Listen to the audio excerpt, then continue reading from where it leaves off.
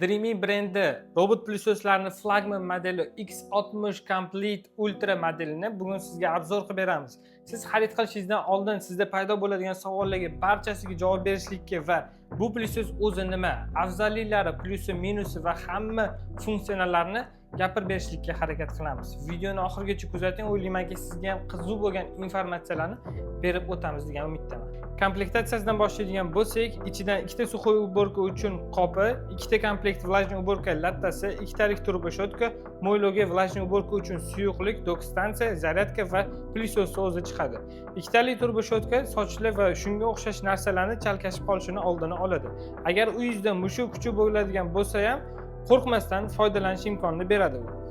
Quruq chang qopiga ahamiyat berish kerak. Bitta qopini o'zi 100 kungacha ishlatishni ko'rsatyapti rasmiy videolarda ham. Sababi suxoy uborka qopini ichiga changni presslab yig'adi.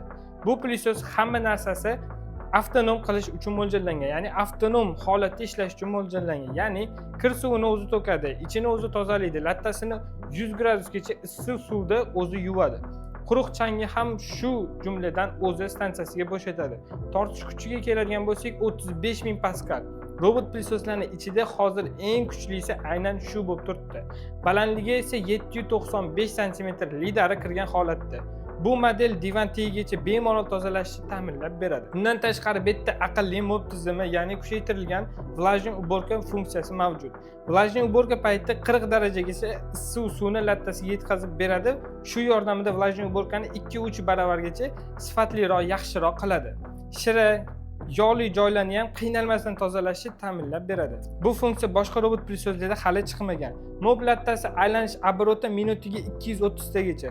Mobil lattani quritish tizimi ham bor, bu lattani hidlanib qolishini oldini oladi. Ikkita AI kamera va bitta sensori bor, ya'ni 3D sensori. Bu 280 tagacha obyektni tanishni ta'minlab beradi va qorong'uda ham plyusos qilish uchun yoritish chiroqlari ham o'rnatilgan. Bu plyusos shunchalik aqlliki, kirli darajasini skaner qilib, o'z rejimlarini o'zgartira oladi va moslashuvchanlik darajasi juda ham yuqori. Plyusosda o'zi avtomatik tarzda ko'tariladigan amortizator tizimi ham bor. Bu 8,8 sm gacha zinalik bo'lgan to'siqlardan qiynalmasdan o'tishni ta'minlab beradi. Agar to'g'ri to'siq keladigan bo'lsak, 4,5 sm gacha bo'lgan перегородкаlarni bemalol ustidan o'ta oladi. Bu degani eshiklarda bo'ladigan plintus yoki mana shunaqa перегородкаlar bo'ladigan bo'lsa, bemalol qo'rqmasdan foydalanish imkonini beradi. 90 gradusli burchak joylarni ham tozalash imkonini berish uchun mob lattasi ham yon shotkasi ham harakatlanadi, ya'ni yon tomonga chiqib burchakdagi chang yoki axlatlarni chiqarib tashlaydi. Telefon orqali boshqarish yana ham osonlashgan. Siz uyda bo'lmagan paytingiz ham boshqarib, hatto kamerasiga kirib uyingizni ko'zdan kechirib tursangiz bo'ladi. Xonalarni alohida saqlash funksiyasi. Alohida sozlab har bitta xonaga plyusos qilish vaqtini jadval qilib qo'ysangiz bo'ladi. Aqlli xarita tizimi uyi skaner qilib bo'lgandan keyin qanaqadir o'zgarishlar bo'ladigan bo'lsa, xotirasiga o'zi yengilab, ya'ni obnovlение berib, o'sha o'zgarishlarni sizni telefoningizda ko'rsatib turadi. Dirt detection funksiyasi to'g'risida ham aytib o'tish kerak. Bu funksiya kir bo'lgan joyni aniqlab, aynan o'sha joyi o'zini tozalanishini ta'minlab beradi. Batareya quvvati ham 6400 mAh gacha oshgan. Undan tashqari tez zaryadga olish funksiyasi ham qo'shilgan, ya'ni dok stansiyaga.